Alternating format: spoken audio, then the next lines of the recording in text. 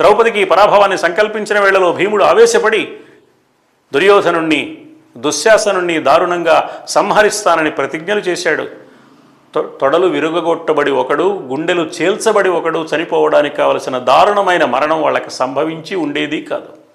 ద్రౌపదికి ఈ పరాభవం ఆగలేదు, వారికి రాబోయే దారుణ మరణము ఆగలేదు.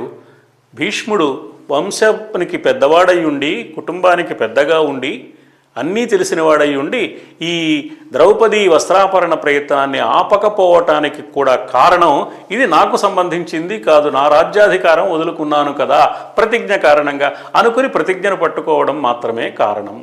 అందుకనే తేజోమయుడైన సూర్యుడు వంటి భీష్ముడికి గ్రహణం పట్టింది ఈ సన్నివేశంలో అని మనం చెప్పుకోవలసి వస్తుంది. ఇలా గ్రహణం పట్టిన భీష్ముడి జీవితం అనంతరం మరికొన్ని చిత్రమైన మలుపులు తిరిగింది.